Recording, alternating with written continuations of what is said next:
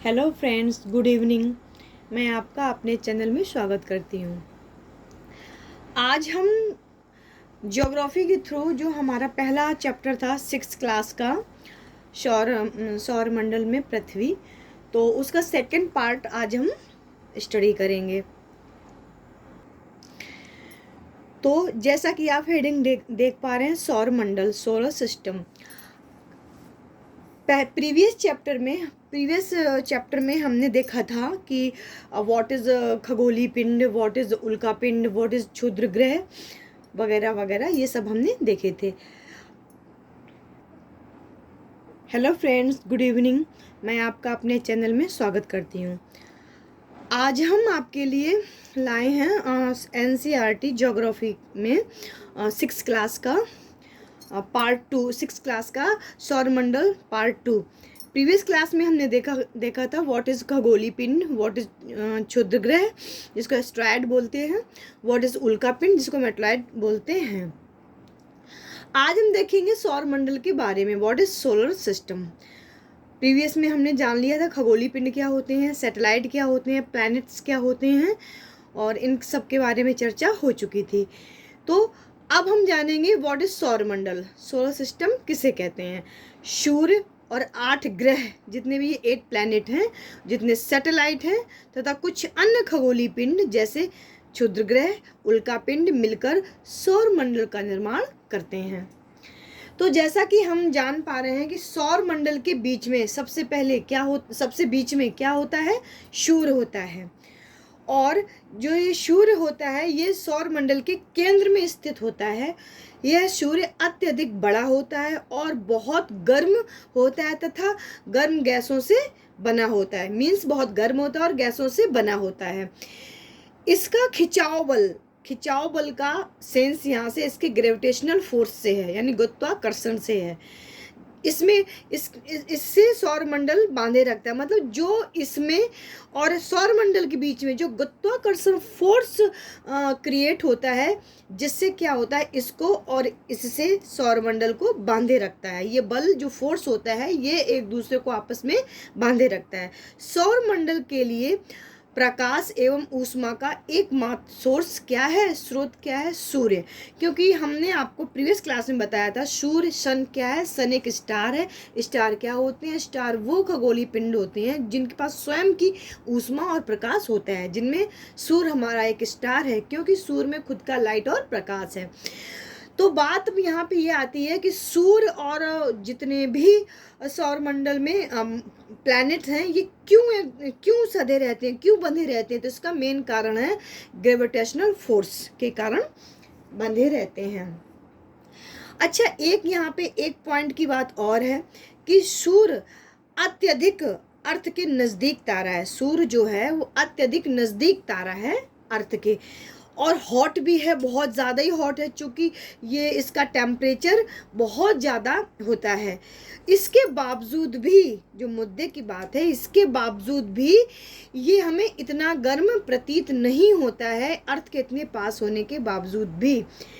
तो इसका मेन कारण ये है कि बेशक ये बहुत गर्म स्टार है, गर्म स्टार होने के नाते ये सूर्य से लगभग 15 करोड़ किलोमीटर दूर है। दूरी अर्थ से इसकी अत्यधिक है। अर्थ से दूरी जरा गौर फरमाइएगा, अर्थ से दूरी इसकी 15 करोड़ किलोमीटर दूर है।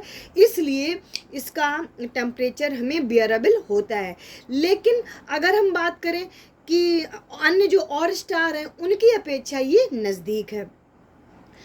ओवरऑल जो स्टार पाए जाते हैं, नेचर बॉडी जो पाई जाती हैं, उनके देखते हुए तो इसका नज़दीक है हमारे अर्थ से। लेकिन अर्थ से लगभग इसकी 15 करोड़ किलोमीटर की दूरी है, जिससे ये हमें गर्म नहीं लगता है, इसका टेम्परेचर हम सहन कर पाते हैं। अब हम, ये तो बात हो गई सौरमंडल में सूर्य की, जो कि प्रधान है, केंद्र में होता है सौरमंडल के। अब हम बात करते हैं सौरमंडल के थ्रू पहला प्लैनेट, सौरमंडल के थ्रू जो 8 प्लैनेट हमारे होते हैं, mercury, Venus, earth, Mars, Jupiter, Saturn, Uranus and Neptune. इसको एनसीईआरटी ने बहुत अच्छी तरीके से डिफाइन किया है। तो आपको प्रीवियस में भी बताया था, प्रीवियस क्लास में भी इसकी ट्रिक दी थी। My very efficient mother just serve us nuts. तो इसके जो कैपिटल लेटर्स हैं इनसे डिनोट हम कर लेते हैं, रिकॉग्नाइज कर लेते हैं ईच प्लैनेट को। तो ये हमें जो ट्रिक दी है एनसीईआरटी ने, इससे हम ये प्लैनेट का जो ऑर्डर है, ऑर्डर के थ्रू हम सबको याद रख पाने में सक्षम होते हैं। तो अब हम बात करते हैं, जो आप देख पा रहे हो बॉक्स में क्या दिया हुआ है। बॉक्स में दिया हुआ है क्या कि जो आपका ये मरकरी, वीनस और अर्थ और मार्स यानी बुध, शुक्र, पृथ्वी और मंगल हैं, ये कैसे प्लैनेट हैं सौरमंडल के। नोट करने वाली बात है, इम्पोर्टेंट पॉइंट है, ये जो 4 दिए हैं आपके, ये कैसे प्लैनेट है, ये इंटरनल प्लैनेट हैं सौरमंडल के। ये इंटरनल यानी आंतरिक ग्रह हैं, जो साइज में कैसे होते हैं, स्मॉल होते हैं, छोटे होते हैं।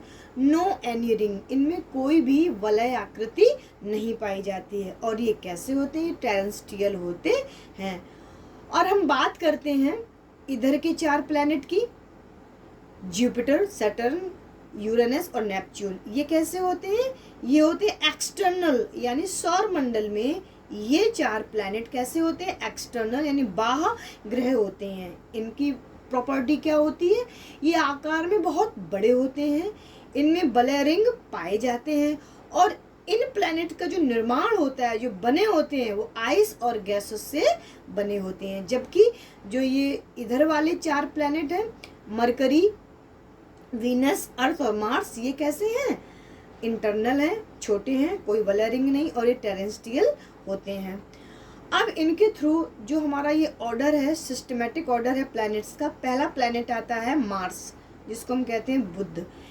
ये सर्वाधिक नज़दीक ग्रह है सूर्य के।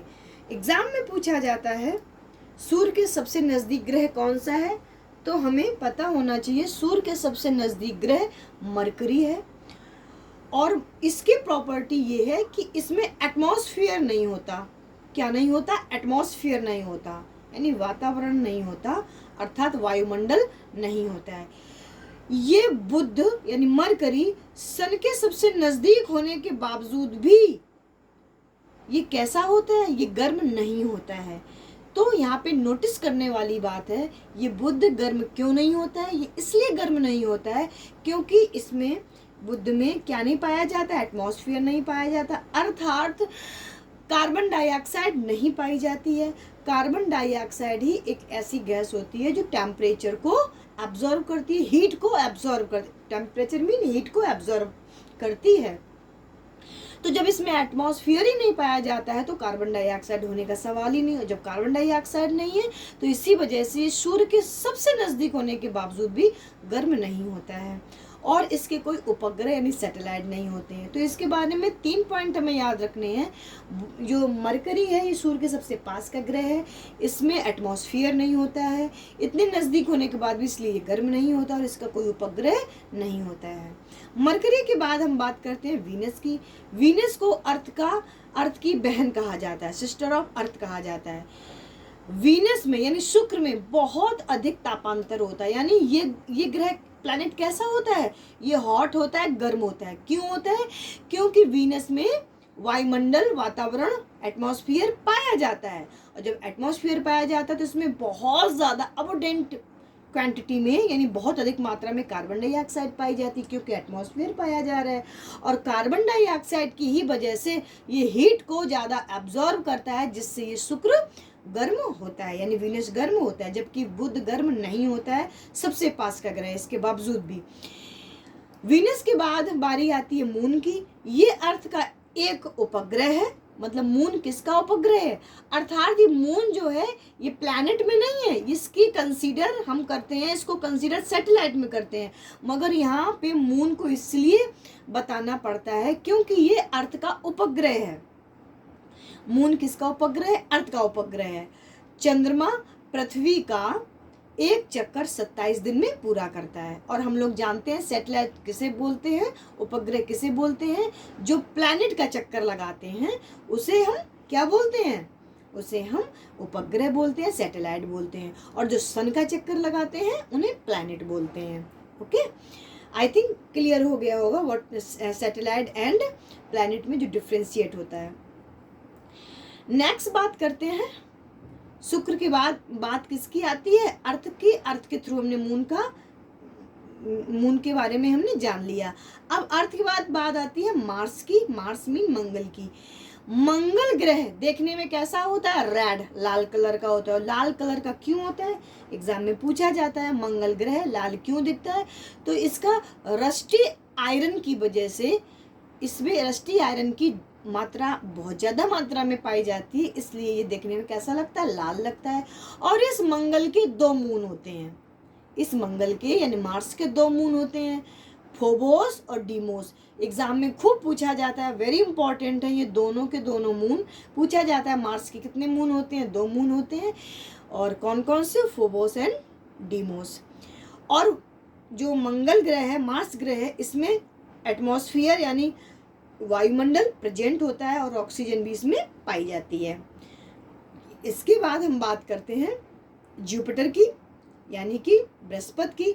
ये पूरे के पूरे सौर मंडल में सबसे बड़ा ग्रह होता है। कैसा होता है? सबसे बड़ा प्लैनेट होता है। इसके उपग्रह को गैलीमेड कहते हैं। वेरी वेरी इंपॉर्टेंट पूछा जाता है, गैलीमेड उपग्रह, गैलीमेड किस प्लैनेट के उपग्रह को कहते हैं? तो गैलीमेड बृहस्पति के यानी जुपिटर के प्लैनेट के सैटेलाइट को कहते हैं। जुपिटर के कितने सैटेलाइट होते हैं? 79 होते हैं। जुपिटर सन का 11 ईयर 11 मंथ में एक चक्कर कंप्लीट कर पाता है, अर्थात लगभग 12 ईयर इसको लग जाते हैं। इसके बाद नेक्स्ट प्लैनेट आता है सैटर्न यानी शनि। इसके कितने सैटेलाइट हैं? 82 हैं, जिसमें 53 खोजे जा चुके हैं, बाकी शेष खोजने बाकी हैं।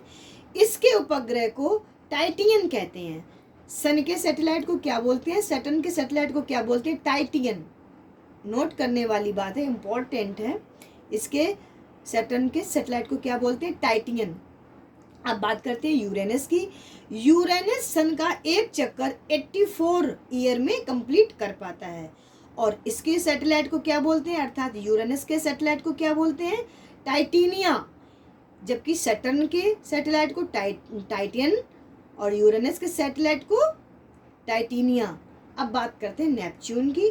नेपच्यून के 13 उपग्रह हैं यानी सैटेलाइट हैं। इसके उपग्रह को ट्राइटोन कहते हैं। शनि के सैटेलाइट को टाइटियन, यूरेनस के सैटेलाइट को टाइटेनिया, नेपच्यून के सैटेलाइट को ट्राइटोन। और इसके कितने, नेपच्यून के कितने सैटेलाइट होते हैं? 13। नेपच्यून सन का एक चक्कर 164 ईयर में लगा पाता है, और नेपच्यून का कलर कैसा होता है? ग्रीन। अगर हम बात कलर के बारे में करें तो 2-3 पॉइंट हमें लर्न करने हैं, नोट कर लीजिएगा। नेपच्यून दिखने में कैसा लगता है? कैसा दिखता है? ग्रीन। और मार्स यानी मंगल कैसा दिखता है? रेड। और जो हमारा अर्थ, हमारी प्यारी अर्थ जो है, ये हमें कैसी दिखती है? ये ब्लू दिखती है। क्यों दिखती है? पानी की अधिकता होने के कारण, क्योंकि जब पानी की अधिकता है तो ऑक्सीजन की अधिकता है, और ऑक्सीजन की कलर, ऑक्सीजन होने की वजह से ही हमारे अर्थ का कलर ब्लू दिखता है। तो हमारे अर्थ का कलर कैसा दिखता है? ब्लू दिखता है। मार्स का कलर कैसा दिखता है? रेड दिखता है। नेपच्यून का कलर कैसा दिखता है? ग्रीन दिखता है। अब थोड़ा सा इस बॉक्स में पुनः प्रकाश डालते हैं। हमारे जो ये 4 प्लैनेट हैं इन्हें एक्सटर्नल बोलते हैं। बाद के जो ये 4 प्लैनेट हैं इन्हें एक्सटर्नल बोलते हैं। इंटरनल आंतरिक प्लैनेट स्मॉल होते हैं, कोई रिंग नहीं होती है, ट्रांसटियल होते हैं। बाह्य प्लैनेट बड़े होते हैं, बलय रिंग होती है, और ये आइस और गैसेस के बने होते हैं। और पॉइंट करने वाली बात है, इन दोनों एक्सटर्नल और इंटरनल प्लैनेट के बीच में पाए जाते हैं एस्टेरॉयड, जिन्हें हम क्षुद्र ग्रह कहते हैं।